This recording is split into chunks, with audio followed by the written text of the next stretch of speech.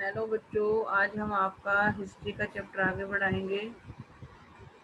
हजारों सालों के दौरान हुए परिवर्तनों की पड़ताल। हमने पहले पढ़ा था कि जो इतिहासकार थे वो क्या करते थे, अलग अलग स्रोतों से, मतलब ये सिक्के, शिलालेख, भवन निर्माण करा, लिख सामग्री के द्वारा जो हजार साल में जो चेंजेस आई हैं उनको लिखने के लिए इनका सहारा लेते थे। लेकिन पर कुछ बातें पहले से काफ़ी भिन्न थी, कुछ जो युगों से चली आ रही थी वैसी बातें थी।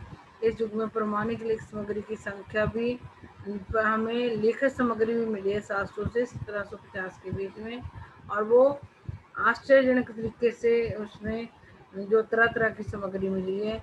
इसके आगे इतिहासकार सूचनाओं के दूसरे प्रकार के स्रोतों का इस्तेमाल, मतलब सिक्के, शिलालेख, भवन निर्माण, किला, लिख सामग्री की वो इस्तेमाल कर ही रहे हैं 700 से 1750 की हिस्ट्री लिखने के लिए। और इन्होंने फिर लिख सामग्री भी है जो बहुत तरह तरह की लिख सामग्री मिली है। और फिर इतिहासकारों ने कुछ दूसरे स्रोतों का भी वो करा, इस्तेमाल करा है इतिहास लिखने के लिए। मतलब कि जो पुराने लोग, मतलब कागज था, जो इस समय के दौरान कागज सस्ता हो गया था और बहुत ज़्यादा मात्रा में लोगों को मिलने लगा था, इसलिए लोगों ने धर्म ग्रंथ और राजाओं की जो जीवनियाँ, संतों के लेखन, उपदेश, अर्जियाँ, अदालतों के दस्तावेज, साहब तथा करों के खाते आदि लिखने शुरू कर दिए थे। जो बड़े बड़े अमीर और राजे, जिनके शासक राजे होते हैं, जान होते थे अमीर, जन होते थे धनी लोग, राजे होते थे मठ और मंदिर वाले, पांडुलिपियों को इकट्ठा करनी, जो हाथ से लिखी हुई बुक्स होती थी उनको एकत्रित करते थे। पांडुलिपियों को कहाँ रखा जाता था? पुस्तकालयों और अभिलेखागारों में रखा जाता था। इन पांडुलिपियों तथा दस्तावेजों से इतिहासकारों को बहुत सारी जो पांडुलिपियाँ लिखी हुई मंत्रों, धनी लोगों की और राजाओं की मिली है, उससे इन पांडुलिपियों और दस्तावेजों से इतिहासकारों को बहुत सारी जानकारी मिली है। मगर साथ ही इन पांडुलिपियों का जो उपयोग है वो करना मुश्किल है। अभिलेखागार जहाँ पर ये पांडुलिपियाँ रखी जाती हैं उसका मतलब है ऐसा स्थान जहाँ दस्तावेज और पांडुलिपियों को संग्रहित करने वाले इकट्ठा करके रखा जाता है। आज सभी राष्ट्रीय और राज्य सरकारों के अभिलेख, आजकल की जो राज्य सरकारी और केंद्र सरकारें होती हैं उनके सबके अपने अभिलेखागार होते हैं, जहाँ वे अपने तमाम पुराने सरकारी अभिलेख और लेन देन के ब्यौरों का रिकॉर्ड रखती है। सरकारें भी अपने रिकॉर्ड रखने के लिए अभिलेखागार बनाती हैं। मतलब जिस टाइम की जो बात है 700 से 1750 तक, उन दिनों छापे खाने नहीं होते थे, यानी कि प्रिंटिंग मशीनें नहीं होती थी, इसलिए लिपिक या नकल नवीस हाथ से ही पांडुलिपियों की प्रतिकृति बनाते थे। जो उस टाइम प्रिंटिंग मशीन तो होती नहीं थी, इसलिए प्रिंट करके बुक्स नहीं बनाई जाती थी। लिपिक या नकल नवीस उसको कहते हैं जो देख देख कर किसी बुक से मतलब दूसरी बुक बनाता है। एक बुक का लिखा हुआ देकर दूसरी बुक बनाता है, उसको लिपिक या नकल नवीस कहते हैं। पांडुओं की प्रवृत्ति की प्रतिकृति बनाते थे, पांडुलिपियों को देखकर वैसी ही दूसरी बुक उनकी जैसी बनाते थे। अगर आपने जब हम आप लोग भी अपना स्कूल का काम करते हो, गृह कार्य करते हो, तो नकल उतारते हुए आप भी कुछ शब्दों में हेर फेर कर देते हो। तो इसी तरह तो आप जानते होंगे कि ये काम आसान नहीं है, मतलब एक बुक का लिखा हुआ दूसरी बुक पे उतारने का काम मुश्किल होता है। कभी कभी आपको अपने मित्र की, जैसे आप गृह कार्य किसी बच्चे की, अपने दोस्त की कॉपी लेकर करते हो, तो कई बार उसका लिखा हुआ आपको समझ नहीं आता, तो आपको मजबूर होकर अंदाजा ही लगाना पड़ता है। या आपको अपने दोस्त की हैंड राइटिंग समझ नहीं आती तो आप अंदाजे से कोई शब्द लिख देते हो, पढ़ता होगा कि क्या लिखा होगा, तो आप अपने अंदाजे से जो सही शब्द लिखता है वो लिख देते हो। फलस्वरूप आपके लिखे में मित्र के लिखे हुए से कुछ मोटे मोटे, छोटे मोटे, लेकिन छोटे मोटे मतलब वो आपके महत्वपूर्ण अंतर आ जाते हैं। मतलब जब आपके दोस्त के आपको लिखा आप नहीं समझ आती तो थोड़ा चेंज करके आप लिख देते हो, जिससे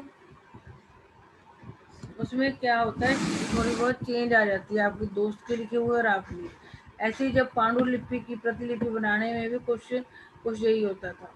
जब पांडुलिपि बनाते थे नकल नवीस लिपि तो उस टाइम भी जैसे आप अपनी दोस्त की कॉपी से अपना काम करते हुए कुछ शब्दों को बदल देते, ऐसी पांडुलिपि की नकल करते हुए नकल नवीस भी कुछ ऐसे ही शब्दों को जो शब्द नहीं समझाते थे उनको अपनी मतलब अपने अंदाजे से लिख देते थे। प्रतिलिपियां बनाते हुए लिपि के छोटे मोटे फेर बदल करते चलते थे।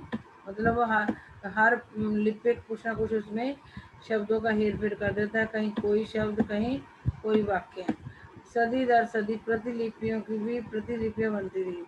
सदी दर सदी मतलब एक वो बनी पांडुलिपि, फिर दोबारा उस पांडुलिपि को ना ऐसे फिर सदी दर सदी पांडुलिपियों की मतलब और नई मतलब कॉपियां बनती गई। तो अंततः एक ही मूल ग्रंथ की भिन्न भिन्न प्रतिलिपियां एक दूसरे से अलग होंगी। जैसे आपके दोस्त का लिखा हुआ और आपके लिखे हुए में फर्क होता है, ऐसे ही एक ही ग्रंथ की अलग अलग बंधुओं ने जो कॉपियां बनाई उससे वो प्रतिलिपियां ही एक दूसरे से अलग रख रही थी। मतलब हर बार जो लिखने वाला होता था वो शब्दों में या वाक्यों में फर्क कर देता है, जिससे जो प्रतिलिपि शुरू में जिसकी नकल मतलब वैसी ही उसकी जैसी पांडुलिपि बनानी होती थी। जब उसकी 4-5 पांडुलिपियां बन कॉपियां बन जाती थी तो उसके बाद पहली पांडुलिपि और जो बाद में बनी हुई पांडुलिपि होता है उसमें बहुत फर्क, ऐसे लगता था ये अलग अलग बुक्स हैं। इससे बड़ी गंभीर समस्या उत्पन्न होगी, क्योंकि आज हमें लेख की मूल पांडुलिपि शायद ही कहीं मिलती है।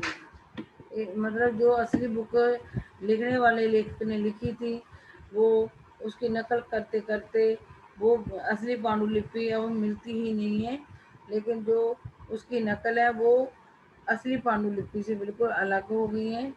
हमें बाद के लिपिकों द्वारा बनाई गई प्रतिलिपियों पर ही पूरी तरह निर्भर रहना पड़ता है। जो असली लेखक ने बुक लिखी थी वो बुक मिलती नहीं है, और बाद में जो उस बुक की मतलब कॉपियां जो दूसरों ने लिखकर बनाई, कॉपीज बनाई लिखकर, उन पर ही हमें निर्भर रहना पड़ता है। इसलिए जैसे आप नकल करते हुए अपने दोस्त की कॉपी से थोड़ा अलग लिख देते हो, ऐसे ही किसी लेखक की लिखी हुई बुक को जब कोई दूसरे सुंदर हैंड राइटिंग वाले व्यक्ति नकल नवीस लिखते थे तो वो भी फेरबदल करते थे। तो 5-6 कॉपियां बनने के बाद तो जो असली बुक होती थी लेखक की उसमें, और जो पांचवी छठी कॉपी बनती थी उसकी, उससे लगता था कि जो बुक्स अलग अलग हैं। हमें बाद के लिए मतलब असली लेख की बुक तो अब मिलती नहीं है, तो जो नकल नवीसों ने वो उनकी उसकी कॉपीज बनाई हैं वो ही मिलती हैं हमें। इसलिए बात का अंदाजा लगाने के लिए मूलतः लेखक ने क्या लिखा, इतिहासकारों को एक ही ग्रंथ की विभिन्न प्रतिलिपियों का अध्ययन करना पड़ता है।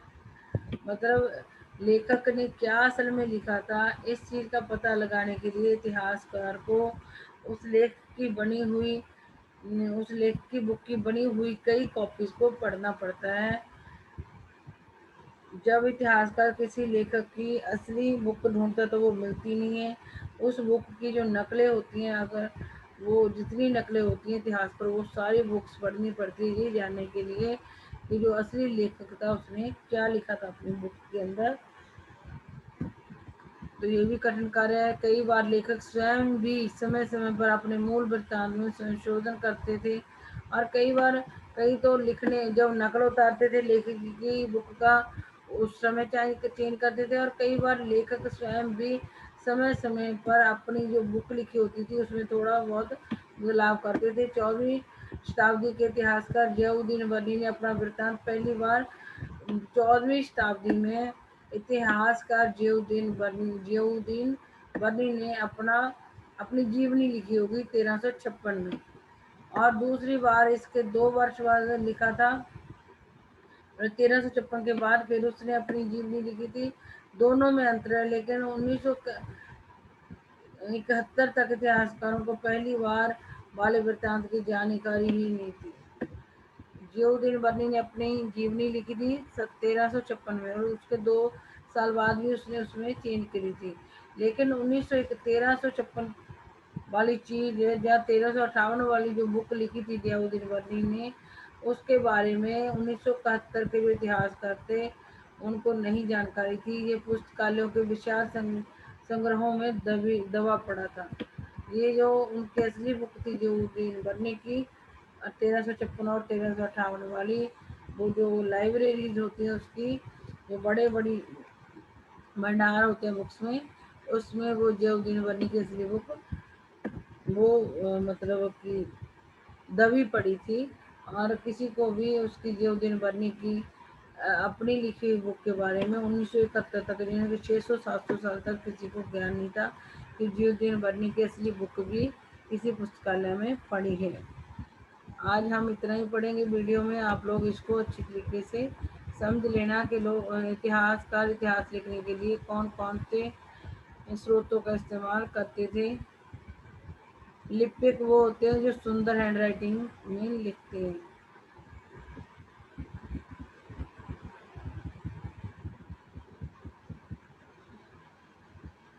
लिखावट के भिन्न बस ये आप लोग इतना ही पढ़ लेना। अगला हम अगली वीडियो में पढ़ेंगे।